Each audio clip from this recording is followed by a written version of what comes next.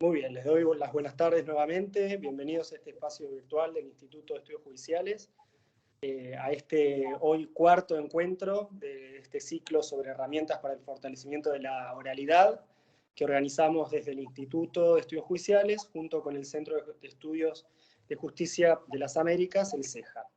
Hoy está con nosotros el doctor Marco Fandinho, que es abogado y se desempeña como director de estudios y proyectos en el CEJA.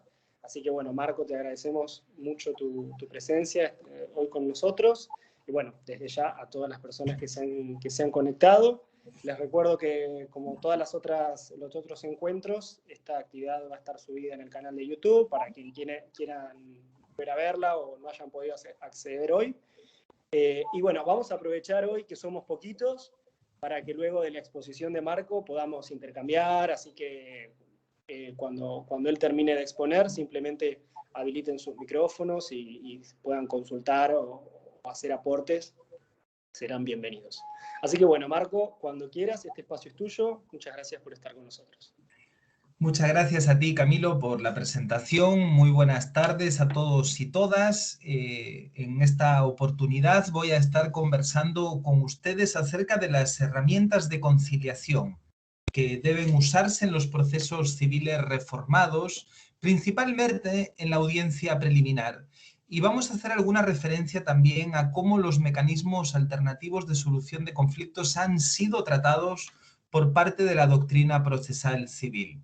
En ese sentido, tengo una presentación. Camilo, si tú me ayudas a proyectar esa presentación, te lo voy a agradecer.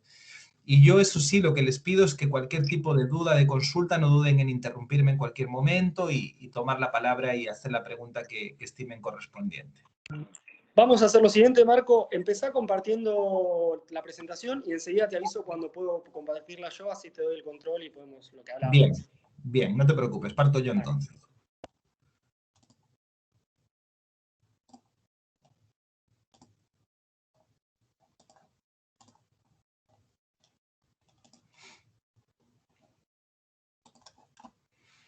Ahí está, ¿verdad?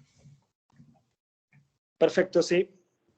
Muy bien, como les decía, un tema inicial con el cual me gustaría partir conversando en la tarde de hoy tiene que ver con cómo se articulan los mecanismos alternativos de solución de conflictos. También me haré referencia a los mismos por la denominación anglosajona, ADR, Alternative Dispute Resolutions, y me gustaría partir por este tema. Antes de profundizar en cuáles son las herramientas específicas de conciliación que empleen los jueces y juezas, creo que es importante tener una primera mirada general que tenga que ver con cómo se relaciona la justicia civil con los mecanismos colaborativos de solución de conflictos. Ahí les proyecto lo que vendría siendo la estructura procesal tipo o estándar de la mayoría de países de América Latina que han avanzado en procesos de reforma a la justicia civil y de implementación a la oralidad. Es un esquema de tramitación bastante usado, el famoso esquema de doble audiencia, que se caracteriza por tener una primera etapa de carácter escrito y después dos audiencias, una primera audiencia denominada audiencia preliminar, audiencia preparatoria o audiencia inicial, dependiendo de los países, y finalmente una audiencia de juicio oral, o como se llama en otros países, audiencia de vista de causa, es bastante habitual en Argentina, o audiencia final, dependiendo del país en el que nos encontremos. Como les digo, esta es una estructura estándar, es una estructura que más o menos los países que llevan adelante reformas a su sistema de justicia civil optan por ella, sobre todo en lo que tiene que ver con la regulación de los procedimientos declarativos o de conocimiento. Por lo tanto, todos aquellos anteproyectos e intentos de reforma, como el actual anteproyecto que se está discutiendo en la provincia de Buenos Aires o el anterior anteproyecto que se presentó para renovar el Código Procesal Civil de la Nación, más o menos encajan dentro de este estándar. La pregunta es dónde se configuran aquí los mecanismos alternativos de solución de conflictos y cuál es el momento en el cual aparecen y cómo intervienen. Antes de eso, me gustaría distinguir tres momentos a nivel doctrinal que tienen que ver con tres formas de entender y de conceptualizar los mecanismos colaborativos de solución de conflictos. Una primera manera de conceptualizarlo tiene que ver con el denominado paradigma de la anormalidad. Según la doctrina clásica del derecho procesal civil, los mecanismos colaborativos serían una especie de anormalidades a la hora de terminar un litigio que se diferencian de la forma tradicional esperable de terminar un conflicto, que es a través de la sentencia. Si nosotros vemos cómo los principales exponentes de la doctrina tradicional se hacen cargo de los mecanismos colaborativos de solución de conflictos, siempre vamos a ver que está muy presente esta idea de la anormalidad.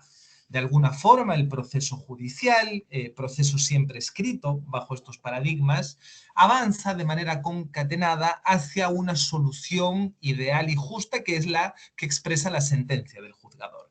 Y por lo tanto, todo aquello que pasa en el transcurso hasta la sentencia es visto como excepciones o como anormalidades en el contexto de esa tramitación normal del procedimiento, con el fin normal del procedimiento, que sería la sentencia. Por lo tanto, no nos debe extrañar que en cuerpos normativos como el Código Procesal Civil y Comercial vigente en Provincia de Buenos Aires, o lo mismo en el Código Procesal Civil vigente a nivel nacional, encontremos la denominación de la anormalidad.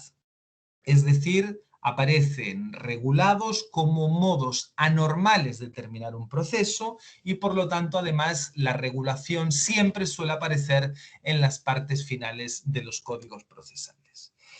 Esta mirada fue contestada hace bastante tiempo por un autor, que es Niceto Alcalá Zamora, que él, en una obra de 1947, Proceso, Autocomposición y Defensa, si les interesa la pueden descargar gratuitamente en Google porque está disponible y accesible, este autor ya planteaba una crítica bastante importante a los autores mencionados anteriormente, ya que, según ellos, existía una limitada forma de entender los mecanismos colaborativos, ya que se veían no como una forma de solucionar un conflicto, sino como la forma de terminar un proceso. Esa es la principal crítica que hace Alcalá Zamora.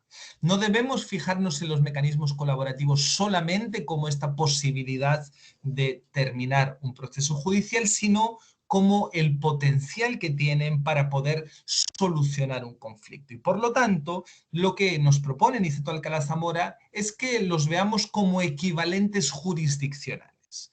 ¿Qué quiere decir esto? Quiere decir que la mirada tradicional no ve al mecanismo colaborativo como algo equivalente a la jurisdicción, sino que lo ve como algo inferior o como algo de segunda categoría. Producto de esta mirada bastante despectiva acerca de los mecanismos colaborativos, pasamos a lo que podríamos denominar el segundo momento en la concepción de estos mecanismos, que es la mirada de los mecanismos colaborativos como un instrumento para favorecer la descongestión. Si bien en los años 90 se inició un proceso regional de reforma en los sistemas de justicia penal para mutar la naturaleza inquisitiva hacia modelos de carácter acusatorio, en la justicia no penal no se llevaron adelante de manera significativa procesos de reforma judicial. De hecho, los únicos dos países que reforman en estos momentos su sistema de justicia civil son Uruguay y Perú. Uruguay en el año 1989 y Perú en el 1993, pero en el resto de países de la región no se llevan adelante iniciativas relacionadas con la modernización del proceso civil, ni tampoco con la implementación de la oralidad, ya sea en la justicia civil o en la justicia no penal en sentido amplio. ¿Qué se hace en ese lugar? Se produce la implementación de mecanismos colaborativos de solución de conflictos con una estrategia de descongestión del sistema judicial.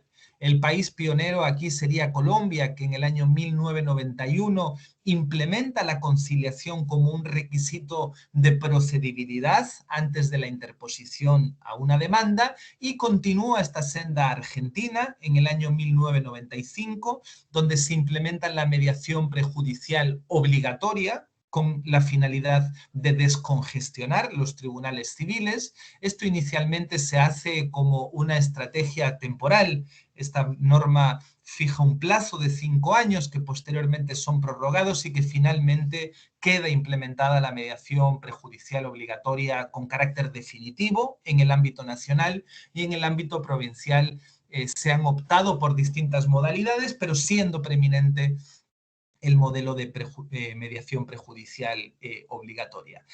Las características principales es que esta estrategia, esta segunda paradigma, tiene que ver con que se prioriza el uso del mecanismo de una manera instrumental, es decir, con el fin de ayudar a solucionar el problema de la congestión de los despachos judiciales, pero sin atacarlo de manera directa. Un elemento común a la mayoría de países que optaron por este modelo es que la mediación o la conciliación aparece como un requisito de procedibilidad, es decir, es necesario agotar esta instancia de mediación o conciliación antes de la presentación de una demanda, y finalmente se consolida esta idea de los mecanismos colaborativos subordinados o supeditados al proceso judicial. No es de extrañar que en muchos países exista la necesidad de que sean homologados los acuerdos entre privados por una autoridad judicial, y en países como Argentina se dan características como la necesidad de que el mediador sea abogado o tenga título de abogado, a diferencia del resto de países de América Latina, en donde obviamente para ser mediador no es requerido ni mucho menos el título profesional de abogado. Con todo esto, la situación en la que nos encontramos básicamente y que de alguna forma es la consecuencia de este paradigma de la subsidiariedad, tiene que ver con que en la mayoría de nuestros países siguen existiendo mecanismos colaborativos de solución de conflictos, principalmente focalizados en determinados grupos vulnerables, que acceden a ellos a través de ventajas como la gratuidad en su acceso, mientras el sistema de justicia civil sigue siendo un sistema muy poco accesible por barreras económicas, es decir, los costos de ingresar al sistema de justicia civil expulsan a muchos pequeños conflictos, ya que los costos de acceder no compensan el valor que se está demandando ante los tribunales. Barreras de carácter geográfica, ya que en muchas ocasiones los tribunales están alejados de aquellos sectores en los cuales viven las poblaciones que requieren de este tipo de servicios, o por otras razones. Por lo tanto, el sistema de justicia civil en nuestros países sigue sin hacerse cargo de una gran cantidad de asuntos civiles que no pueden, por diversos motivos, acceder al sistema judicial. Por otro lado, aparece también el arbitraje privado. El arbitraje privado aparece como una suerte de justicia a medida, una justicia que finalmente se establece para aquellos grupos sociales o empresas que sí que pueden pagarlo. Por lo tanto, el arbitraje sí que tiene barreras de carácter económico, pero ofrece una serie de ventajas como la confiabilidad en el árbitro, porque en muchos casos los árbitros van a tener una alta expertise en determinados aspectos, y por otro lado los tiempos de respuesta del arbitraje, que son muy superiores al de los otros dos mecanismos vistos anteriormente. Ante esta situación... Marco, te interrumpo un segundito. Sí. Ya está compartiendo desde el otro lado, así que podés apretar el botón que dice tomar el control. Voy. Espera. No sé si lo ves. Tomar el control. Ah, lo vi. Perfecto. Y a partir de ahora, fíjate de adelantarlo porque está la pantalla inicial. A partir de ahora ya le puedes dar Perfecto. Puedes ir corriendo vos. Sí, Creo que perfecto. ahí, perfecto. Y lo último, perdonad la interrupción, dale. Habilita tu cámara, así te podemos ver y ya... que lo tenía habilitado. Ahí se apagó. Exacto. Ahí estamos. Qué bueno. Fantástico. Gracias. Muy bien. Muchas gracias a ti. Como les decía, este es el panorama que de alguna forma se ha venido gestando a raíz del paradigma de la subsidiariedad de los mecanismos colaborativos. Es decir, tenemos por un lado una crítica importante a los mecanismos colaborativos y al sistema de justicia, que tiene que ver básicamente con que se ha perdido este valor de la alternatividad. Muchos autores se preguntan qué tienen de alternativo los mecanismos colaborativos cuando hay determinados grupos sociales que solamente pueden acceder a ellos y tienen completamente vetado el acceso al sistema de justicia por costos o por tiempos de respuesta que no permiten garantizar una tutela judicial efectiva. Hay una crítica muy fuerte en ese sentido. Y una segunda crítica tiene que ver con la idea de que finalmente lo que se ha ido privilegiando tiene que ver con una privatización del sistema de justicia. Es decir, la justicia pública, la justicia civil de los tribunales de la República, de alguna forma cede espacio o cede terreno a otro tipo de justicias privadas, como la justicia arbitral, que tiene una serie de características, como por ejemplo la confidencialidad de sus laudos, que de alguna forma no permite generar el efecto de previsibilidad de las decisiones judiciales que sí que conceden los tribunales. Por lo tanto, esta situación de alguna forma ha sido bastante cuestionada o bastante criticada.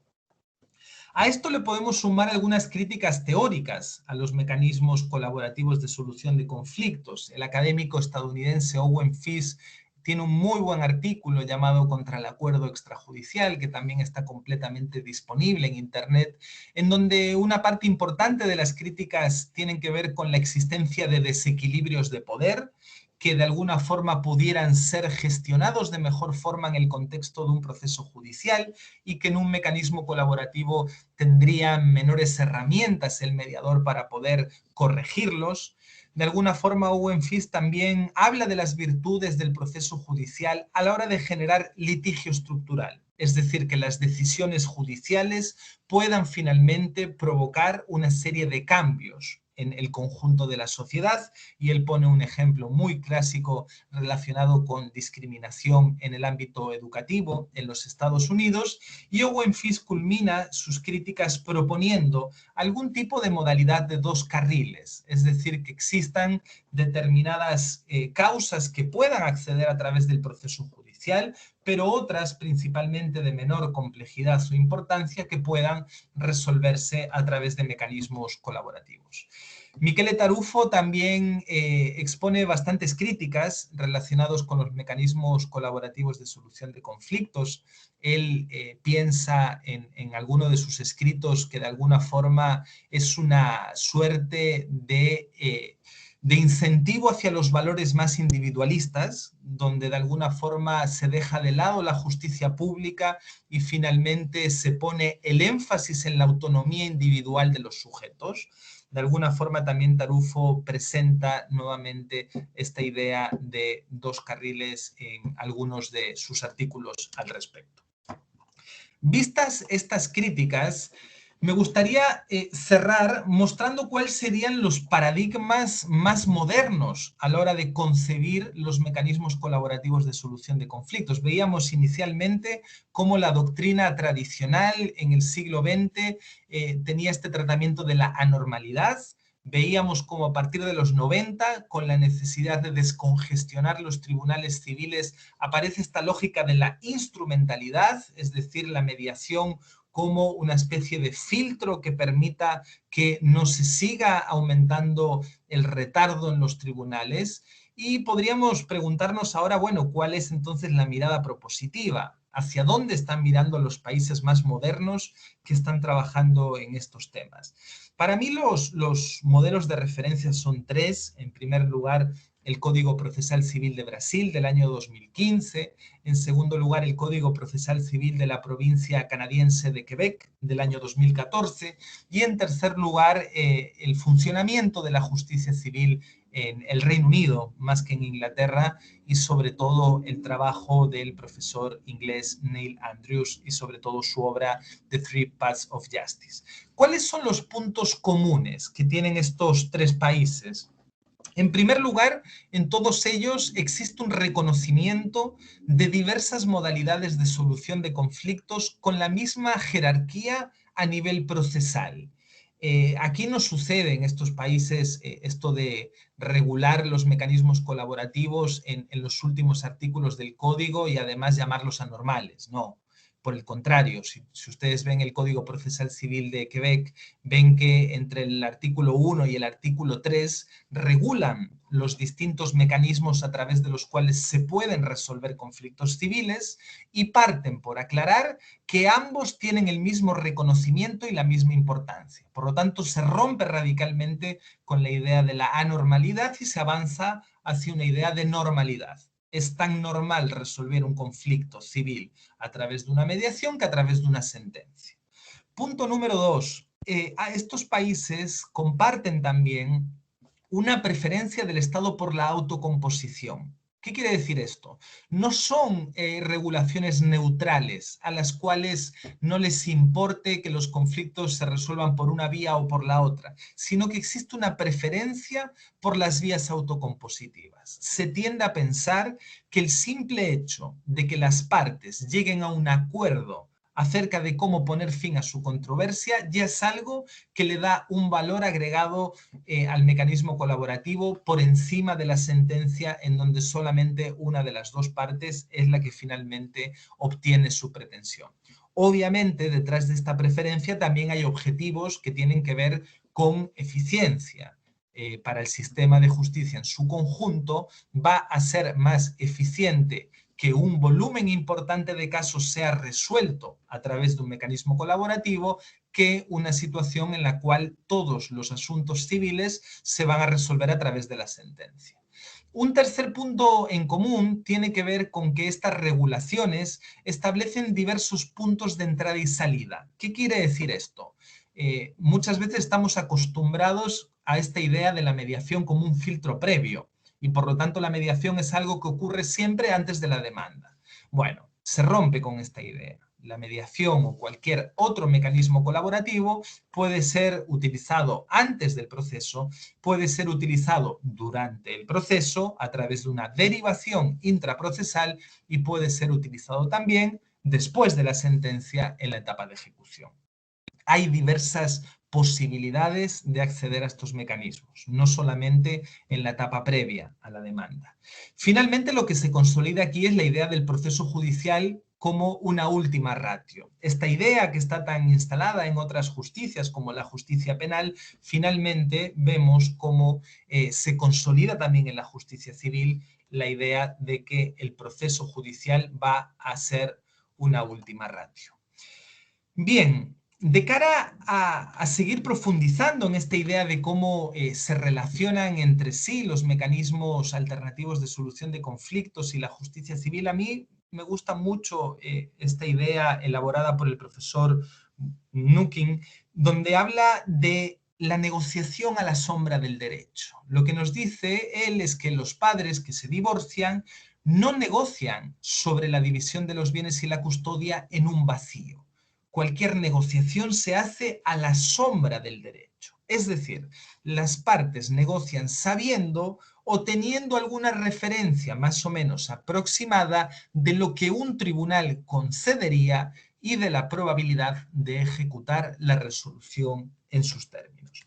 Por lo tanto, para que podamos tener un sistema de negociación de intereses, que es lo que finalmente supone una mediación o una conciliación, en la cual dos partes negocian libremente una serie de intereses y necesidades, es fundamental que previamente exista un sistema de reconocimiento de derechos que funcione de manera adecuada.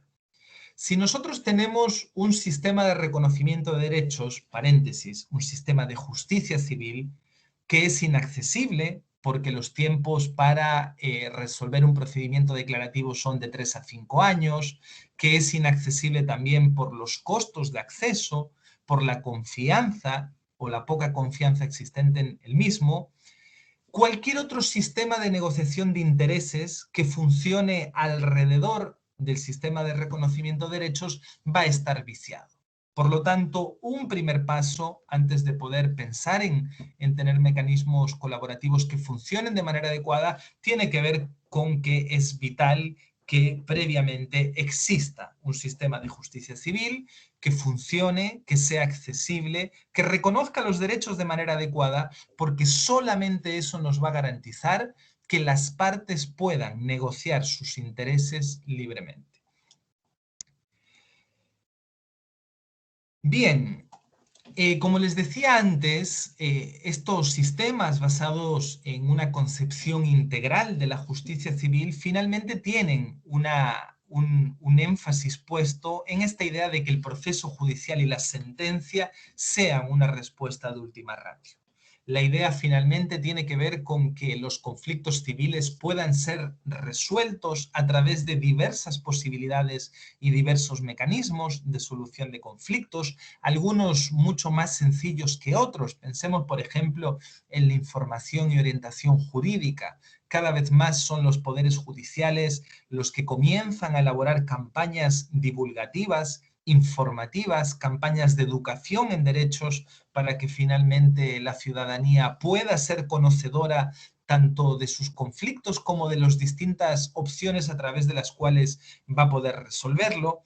Después, cuando nos encontremos con que existe alguna necesidad de resolver el mecanismo, el conflicto a través de un mecanismo más cercano, van a operar una serie de mecanismos especializados, mecanismos de acceso a la justicia como la justicia de paz, mecanismos especializados como las casas de justicia, centros de acceso a la justicia. Cuando los casos no son resueltos a través de estos mecanismos más básicos, tenemos que ir accediendo a otros mecanismos más sofisticados, más formalizados también. Pensemos en la mediación o conciliación previa, que sería de alguna forma el primer paso para poder acceder a la jurisdicción en países que lo tienen regulado como un requisito previo y obligatorio. Y ya cuando ingresamos a un proceso judicial, tenemos que tener claro que la sentencia finalmente también va a ser la última opción.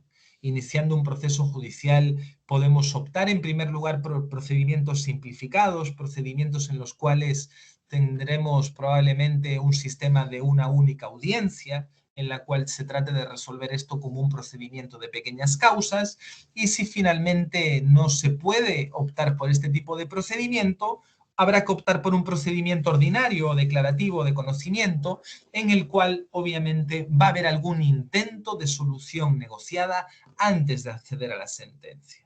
Ese es el rol de la conciliación intraprocesal. Vamos a estar analizándolo en profundidad en los minutos a continuación. Solamente en el caso en el cual haya fallado también la conciliación intraprocesal, será el momento en el cual aparezca la sentencia como la última ratio, como la última respuesta que da el sistema institucional ante la resolución de un conflicto civil.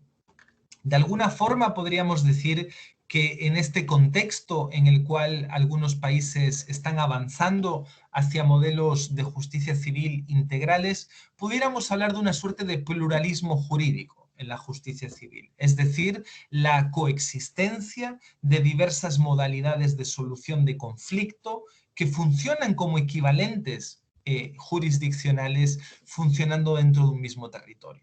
Tendríamos arbitraje, tendremos justicia formal, tendremos también mecanismos consensuales. Algunos de ellos funcionarán completamente fuera del sistema de justicia, otros funcionarán de manera integrada al sistema de justicia, pero la característica común sería que todos ellos se relacionan en pie de igualdad. Visto esto, me gustaría hacer una breve referencia, muy breve, a cómo se han venido regulando los mecanismos alternativos de solución de conflictos en las reformas procesales civiles de América Latina. Nosotros hemos hecho un estudio reciente en el cual comparamos cómo en la última década 8 países de la región han llevado adelante reformas a nivel nacional en sus sistemas de justicia civil. Ese es el motivo por el cual Argentina no está en el análisis, ya que no ha existido una reforma a nivel nacional para implementar la oralidad en el conjunto del territorio. Y estos 8 países, que son Bolivia, Brasil, Colombia, Costa Rica, Ecuador, El Salvador y Nicaragua, de alguna forma tienen una serie de características en común que me gustaría mencionar, insisto, muy por arriba. En primer lugar, que regulan tanto mecanismos colaborativos judiciales como extrajudiciales, es decir, mecanismos que se producen dentro del proceso judicial, como la conciliación judicial o intraprocesal, o como la derivación intraprocesal, mecanismos extrajudiciales, como la mediación y la conciliación, que mayoritariamente predominan como un requisito de procedibilidad, es decir, funcionan como un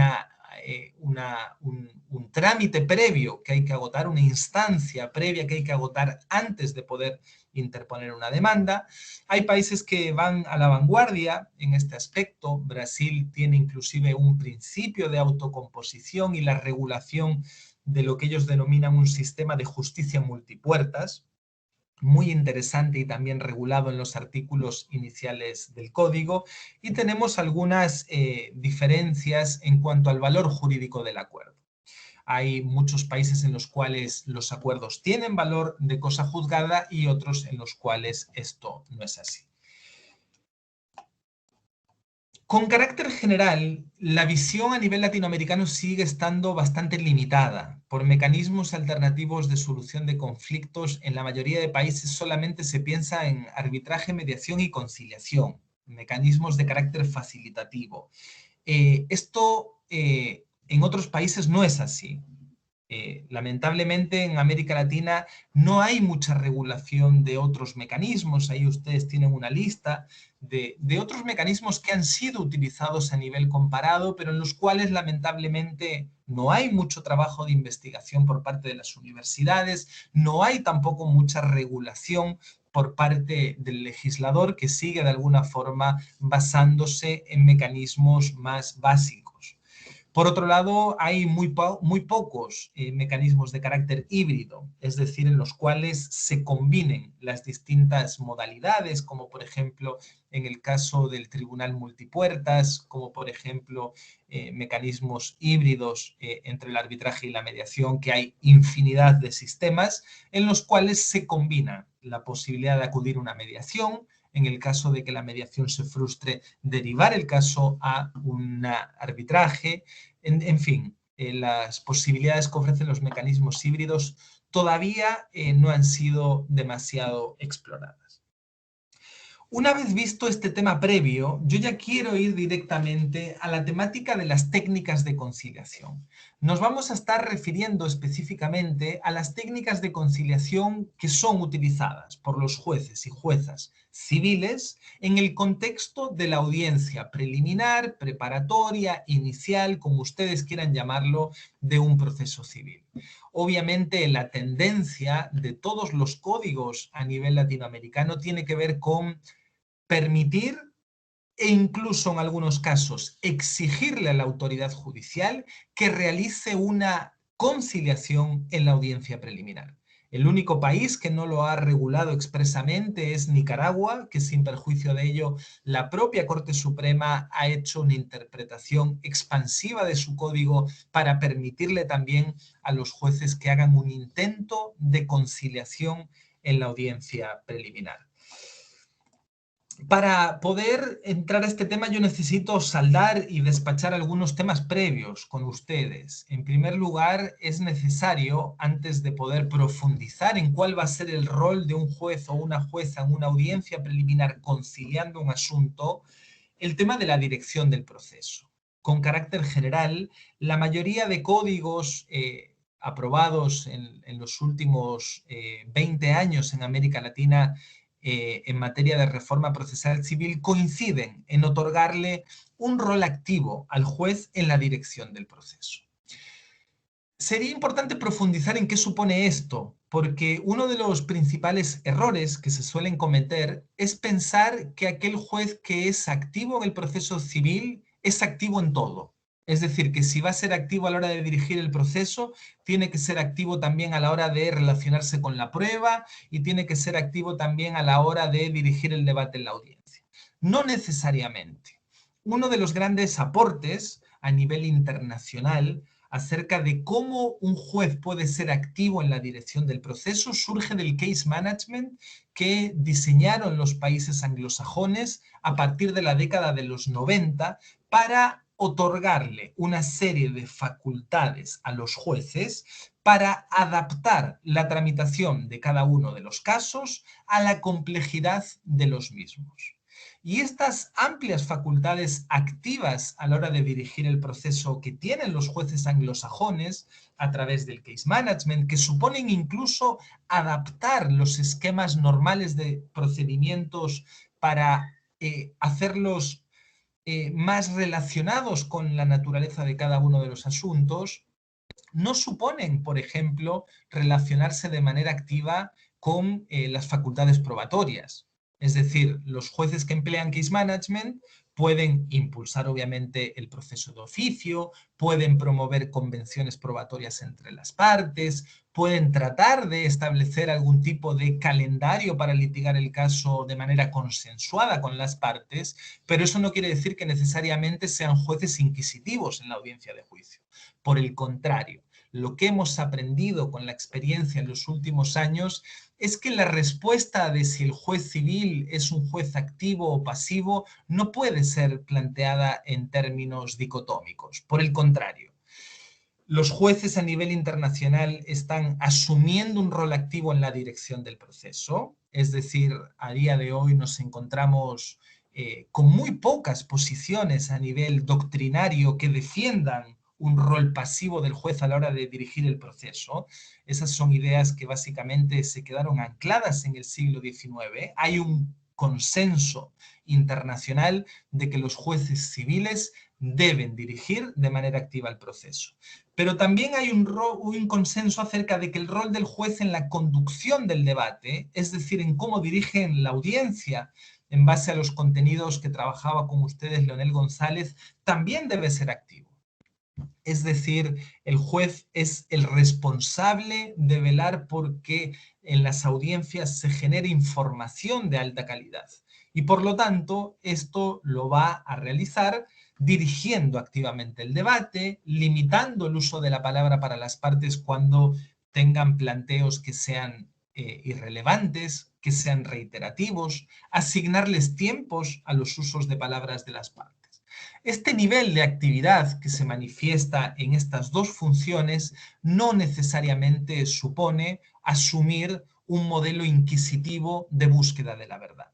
Por el contrario, nosotros desde CEJA lo que promovemos es que este trabajo activo del juez se pueda realizar respetando la litigación entre las partes. La mejor manera de construir finalmente verdad tiene que ver con garantizar el principio de contradicción de la prueba. Y la única forma de garantizar el principio de contradicción de la prueba es evitar que los jueces litiguen. Es evitar que los jueces elaboren una teoría del caso, sino que por el contrario, identifiquen la teoría del caso de las partes, permitan a los litigantes hacer su trabajo, que tiene que ver con desplegar en el juicio sus técnicas de litigación, realizar preguntas de interrogatorio, de contrainterrogatorio y finalmente poder valorar los medios de prueba de manera adecuada y tomar una decisión judicial. Para ello, en definitiva, este trabajo se puede hacer permitiendo la litigación adversarial entre las partes, promoviéndola y de esa forma poder valorar la prueba de manera adecuada y tomar una decisión de alta calidad, que es lo que finalmente se espera. La estructura de la audiencia preliminar es una estructura que suele tener un orden. Si analizamos cómo viene regulada la audiencia preliminar en la mayoría de países, nos vamos a encontrar con que el intento de conciliación suele aparecer al inicio. Y el hecho de que aparezca al inicio no es algo casual. Finalmente tiene que ver con la posibilidad de que la autoridad judicial logre alcanzar algún tipo de acuerdo entre las partes al inicio de la audiencia. Una vez el caso se frustra y la conciliación no es aceptada por las partes, ahí sí que se llevan adelante el resto de funciones de la audiencia preliminar, que son funciones que están muy directamente relacionadas con la preparación del juicio oral. Si nosotros vemos los siguientes pasos que vienen en una audiencia preliminar después de la conciliación, que tiene que ver con el saneamiento del proceso, la fijación de los hechos controvertidos, el debate de admisibilidad probatoria, obviamente vemos que la audiencia preliminar es un buen momento para de alguna forma preparar el juicio oral, y esto sobre todo se hace más notable en los países que procedemos de sistemas de derecho continental, donde el juez civil es el mismo de inicio a fin. Es decir, el juez civil que hace un buen trabajo depurando hechos controvertidos, él mismo va a ser el que se va a ver beneficiado de esto cuando tenga que presidir un juicio oral, porque va a haber hecho previamente el trabajo de manera adecuada. Por lo tanto, en términos de estructura de la audiencia preliminar, el intento de conciliación va a aparecer al inicio. Yo tenía bastantes diapositivas para trabajar con ustedes en el día de hoy, pero por razones de tiempo yo voy a pasar un poco más rápido por ellas. De todas formas, les vamos a dejar enviado el PowerPoint para que ustedes lo puedan consultar, pero un tema que me gustaría a mí conversar con ustedes tiene que ver con la teoría del conflicto. Lamentablemente, en las escuelas de derecho no solemos tener una formación exhaustiva acerca de qué supone la teoría del conflicto. No estamos acostumbrados a analizar conflictos. Estamos acostumbrados a procesar litigios, que es distinto al conflicto. El conflicto formalizado se convierte en una causa judicial. Nosotros y nosotras en nuestros tribunales lo que vemos son conflictos que de alguna forma ya han sido filtrados por una serie de operadores del derecho, principalmente abogados y abogadas, cuyo trabajo básicamente tiene que ver con eso, ¿verdad? Tiene que ver con identificar cuál va a ser la norma que aleguen las partes que han sufrido un conflicto y finalmente formularla como una pretensión ante los tribunales con una serie de requisitos y formalidades legalmente establecidas. Pero nosotros no estamos acostumbrados a analizar el conflicto. El conflicto es un proceso natural, es un conflicto, es un proceso que cada ser humano lo vive a su manera y por lo tanto influye en las distintas circunstancias sociales, culturales y económicas en las cuales nos encontremos inmersos. Por otro lado, a la hora de analizar el conflicto podemos trabajar con el árbol de problemas de Fisher, que de alguna forma nos dice que el conflicto siempre va a tener causas y efectos. Es decir, pudiéramos profundizar en cuáles van a ser las distintas causas de un conflicto y también podríamos analizar cuáles serían los distintos efectos que tiene. Dentro de las causas del conflicto las encontramos de múltiples tipos. Hay conflictos que surgen por falta de información, hay conflictos que tienen que ver con existencia de intereses y necesidades contrapuestos entre las partes, otros conflictos surgen simplemente de relaciones sociales, de relaciones familiares, de relaciones sentimentales. Este es el famoso conflicto interpersonal. En otras ocasiones los conflictos derivan de estructuras sociales o incluso pueden venir de determinados valores o ideologías. El conflicto además presenta una característica por la cual el conflicto puede ir escalando, es decir, un conflicto puede pasar de ser un conflicto latente, es decir, un conflicto en una etapa muy primaria en el cual solamente hay una competencia, por ejemplo, por recursos entre dos partes y pequeños desacuerdos iniciales, pero puede ir escalando hasta derivar en un conflicto polarizado en el cual exista ya una separación total entre las partes y pueda existir incluso la generación de distintos tipos de violencia. El conflicto va a ir mutando y va a ir escalando. Por lo tanto, parte del trabajo a la hora de resolver conflictos tiene que ver con analizar en qué etapa o en qué momento se encuentran los mismos. Además, los conflictos se relacionan también con cuáles son los objetivos de los actores o protagonistas del conflicto. Podemos distinguir a grandes rasgos entre objetivos concretos y objetivos simbólicos. Los objetivos concretos los podemos distinguir muy fácilmente por dos motivos. En primer lugar, suelen ser divisibles, es decir, si mi objetivo es que se me paguen $1000, esto es algo que puede ser divisible. Es decir, pudieran ser 500, pudieran ser 700. Admite algún tipo de satisfacción automática también el objetivo concreto. Es decir, si yo pido $1000 y a mí se me entregan $1000, automáticamente quedaría satisfecho. Ahí estamos ante un objetivo concreto.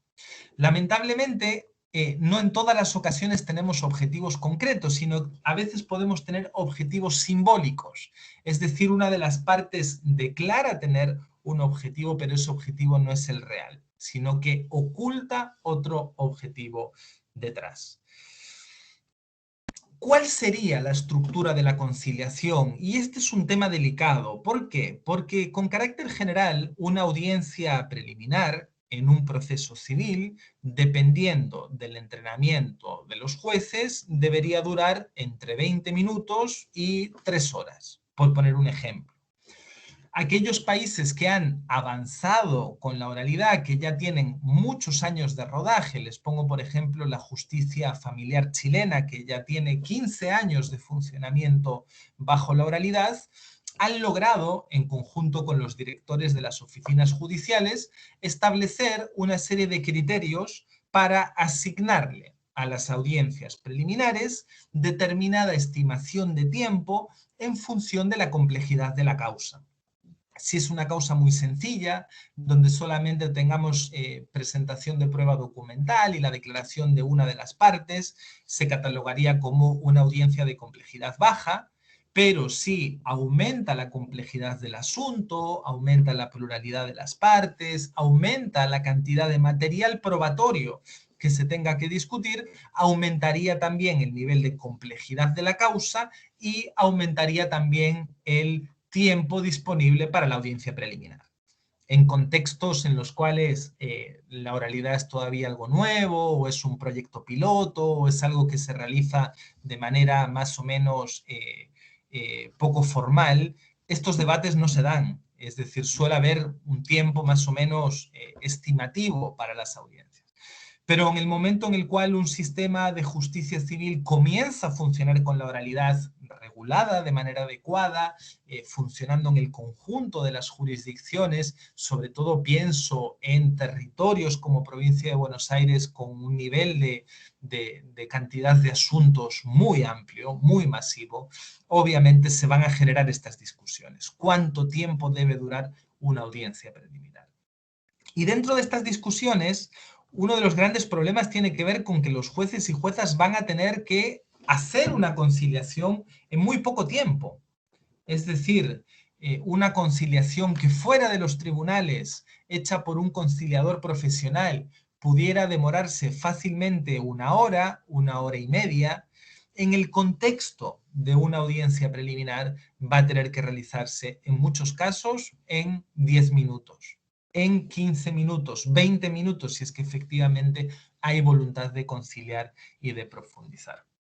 Por lo tanto, la estructura de la cual yo les voy a hablar ahora es una estructura de alguna forma ideal. Sería la estructura ideal que deberían hacer los jueces y juezas si es que tuvieran el tiempo disponible para ello, si quisieran hacer una conciliación, digamos, profesional, pero esto no siempre es posible de cumplir en la realidad. Por otro lado, hay un factor importante a la hora de ejercer como conciliadores en el contexto de un proceso judicial, que no es lo mismo que ser conciliador fuera de un proceso judicial, que es que el conflicto ya se ha formalizado por completo. Cuando llegamos a la audiencia preliminar, el conflicto se encuentra en una etapa bastante compleja. ¿Por qué? Porque a la hora de estructurar el conflicto en un formato como es el formato que nos ofrece el proceso civil, ¿verdad?, de demanda y contestación, obviamente el conflicto aparece en términos bastante antagónicos. ¿Por qué? Porque cada una de las partes ha realizado una teoría del caso, y esa teoría del caso de alguna forma sigue una estrategia, y esa estrategia suele tener que ver con defender dos versiones distintas de los hechos, y cada una de estas dos versiones va a contribuir a dar por probados determinados hechos que busquen el reconocimiento o el no reconocimiento de determinado derecho. Y por lo tanto, en la audiencia preliminar, como les decía, nos encontramos en esa posición, con las partes muy distanciadas. Sumo dos problemas más. El siguiente problema tiene que ver con que en nuestros países, con carácter general, el anteproyecto de Código Procesal Civil de la provincia de Buenos Aires tiene aquí algo que considero positivo, que es que permite algún tipo de intercambio de material probatorio en las etapas iniciales del proceso. Y cuando las partes no han intercambiado pruebas, hay países como los países anglosajones que se basan fuertemente en esto, ¿no? En sistemas de descubrimiento de pruebas en las etapas iniciales del proceso.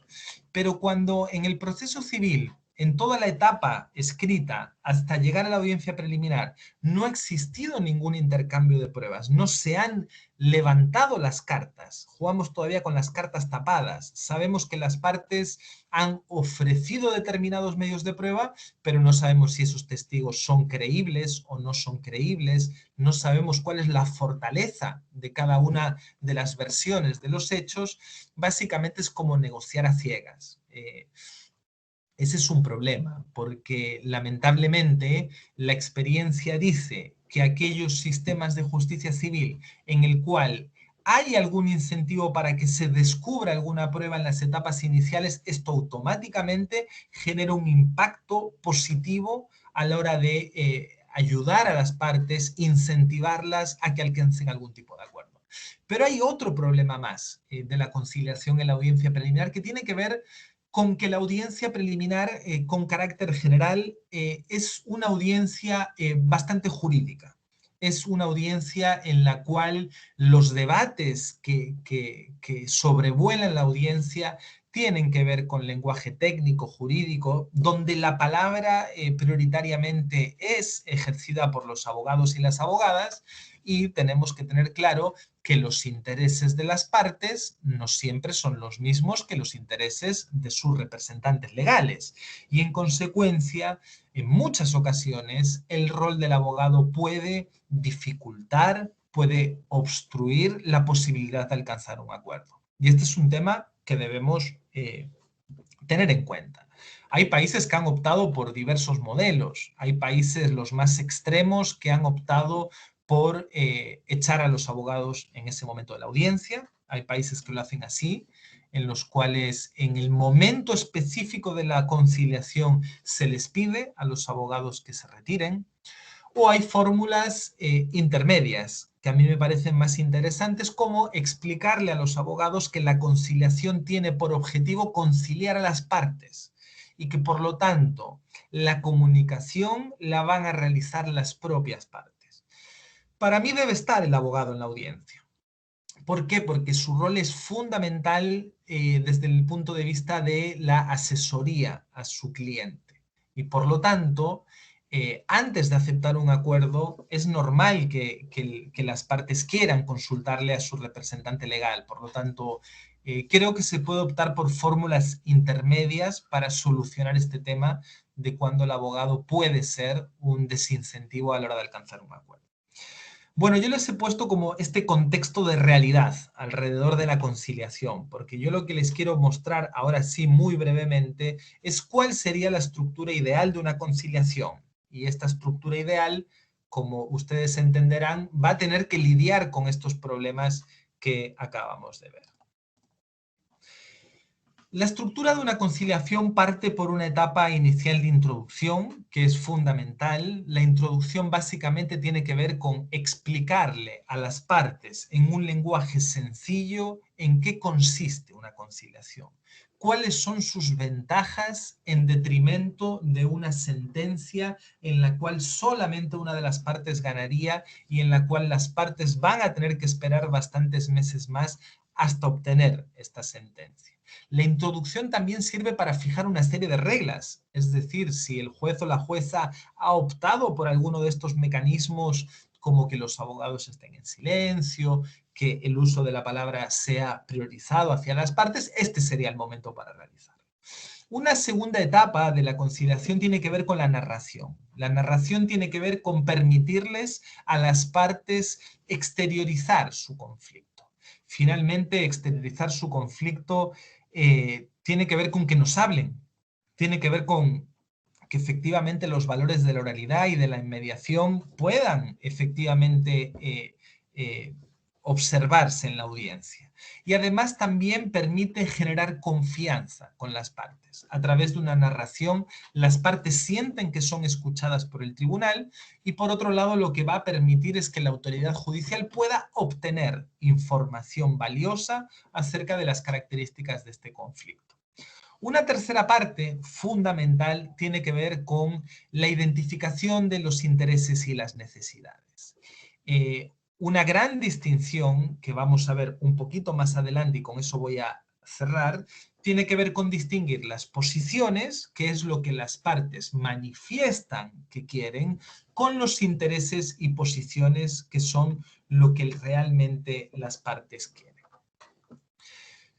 En cuarto lugar, nos encontramos con la creación de opciones. Una parte importante para alcanzar un acuerdo tiene que ver con dar una amplia gama de posibilidades a las partes para que ellas puedan identificar cuál es la opción mejor. En muchas ocasiones, uno de los problemas para no alcanzar un acuerdo tiene que ver con que hay escasez de propuestas. En este punto se opta siempre por tratar de promover la mayor cantidad de opciones posibles. Es decir, generar algún tipo de lluvia de ideas con las partes donde podamos contar con muchas posibilidades de acuerdo para ver cuál de ellas puede encajar. Finalmente, la etapa más importante en aquellos casos en los cuales sí hayamos identificado una fórmula de acuerdo tiene que ver con el cierre. Es decir, el acuerdo debe finalmente establecerse en un acta en el cual se puedan redactar una serie de componentes del acuerdo que tengan que ver con cómo va a ser cumplido este acuerdo, de qué forma, en qué plazos, con qué mecanismos de control. Es importante también esto de cara a que el acuerdo sea un acuerdo que se pueda cumplir finalmente.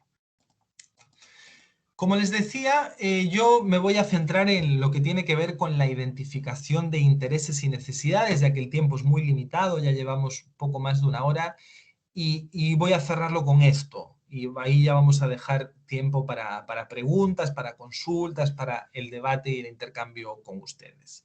Y esta es una de las herramientas más básicas y más sencillas que pueden utilizar los jueces en el contexto de la audiencia preliminar. Y tiene que ver con distinguir lo que las partes afirman y manifiestan que quieren con lo que las partes realmente quieren. Para ello yo les voy a leer un ejercicio, quizás algunas personas lo conozcan. Se titula Las hermanas y la naranja. Dos hermanas se peleaban por una naranja, una decía que era de ella por ser mayor, la otra decía que era de ella por ser la más fuerte. Discutieron acaloradamente sin ponerse de acuerdo. Finalmente llegó la madre, tomó un cuchillo y cortaron la naranja a la mitad.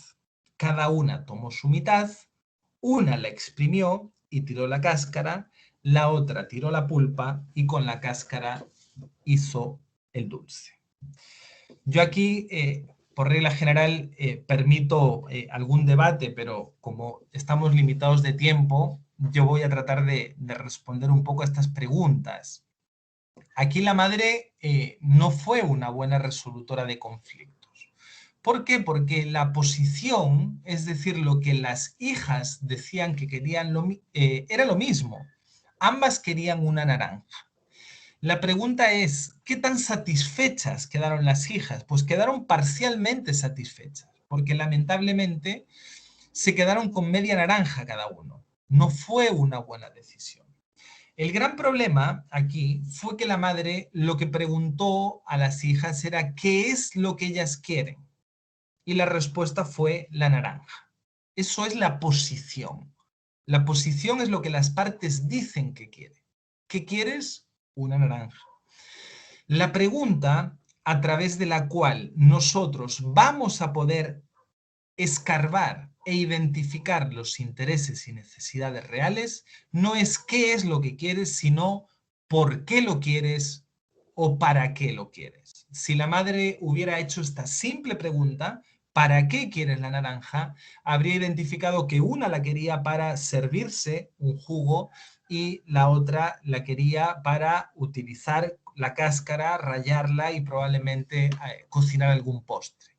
Por lo tanto, eran pretensiones y posiciones perfectamente compatibles. Pero el mal manejo de la madre en este caso no permitió que las hijas vieran completa su pretensión. Las posiciones son lo que se exteriorizan. Las posiciones es lo que nosotros nos vamos a encontrar en la demanda y en la contestación. Las posiciones son muy parecidas a las pretensiones de las partes. Es lo que declaran que quieren. Ahora bien, muchas veces no representan lo que las partes realmente quieren, que son los intereses y necesidades, y que con carácter general están ocultos. Es algo que tenemos que hacer el ejercicio de explorar. Las posiciones, además, se caracterizan por ser incompatibles. Si las partes llegan a un tribunal, si estas dos hijas llegan a junto de su madre, es porque sus dos posiciones eran incompatibles entre sí. Las dos niñas veían que tenían posiciones que no podían ser satisfechas a la vez. ¿Por qué? Porque una quería una naranja y la otra quería una naranja. Las posiciones siempre van a estar en conflicto, porque si no las partes no acudirían a un tribunal. Si las partes tienen coincidencia en sus posiciones o ambas pueden ser satisfechas, no van a requerir de los servicios ni de un mediador, ni de un juez, ni de un abogado. Por lo tanto, los conflictos siempre se producen a nivel de las posiciones. Y la única forma de poder resolver ese conflicto tiene que ver con ahondar en los intereses y necesidades de las partes, porque eso sí, muchas veces van a ser compatibles. Si quieren profundizar en la lectura de intereses y necesidades, yo les recomiendo analizar lo que tiene que ver con la pirámide de Maslow, donde ahí se establece una serie de jerarquización de necesidades en donde vamos a poder ver lo complejo de los intereses y necesidades en el ser humano, que es un ámbito en el cual se puede profundizar y hay mucho material al respecto. Bueno, a la vista del tiempo, me gustaría dejarlo por aquí. Y yo obviamente quedo atento a cualquier tipo de pregunta, consulta, comentario que puedan tener y les agradezco desde ya su atención. Bien, bueno, gracias Marco por tu exposición. Como les decía hoy cuando iniciábamos la actividad, podemos aprovechar, ya que no somos tantos hoy, para conversar, no sé si alguien tiene algo que quiera compartir, puede usar la herramienta del chat, también simplemente puede tomar el micrófono. Mientras tanto, les recuerdo que bueno, la semana próxima vamos a retomar siempre en el mismo horario y con el mismo enlace de acceso el ya quinto encuentro de este ciclo. Vamos a estar acompañados por Francisco Berbic, así que bueno, como siempre los vamos a estar esperando ahí. Berbic va a hablar acerca de la gestión y el litigio en casos colectivos, así que bueno, ahí el martes próximo a las 4 de la tarde, como siempre vamos a estar. No sé si hay alguna pregunta, mientras tanto veo que algunas personas abrieron sus cámaras. Y si no es así, simplemente agradecer a Marco por este espacio que compartió con nosotros. Les recuerdo a todos y a todas que vamos a tener esta charla subida seguramente mañana o pasado en nuestro canal de YouTube, por si alguien no se la perdió o la quiere repetir. Y bueno, como también dijo Marco, vamos a tener el PowerPoint para quien lo desee, solamente tienen que mandar un correo al instituto y se los hacemos llegar. Bueno, veo que están agradeciendo. Eso supongo que quiere decir que Marco ha sido extremadamente claro en lo que compartió hoy con nosotros. Así que, bueno, nuevamente agradecerle a él por su exposición y, por supuesto, a todas y todos los asistentes de hoy. Será hasta la próxima. Marco, muchas gracias y a todos y todas. Hasta luego. Chao, buenas tardes. Hasta la próxima. Gracias.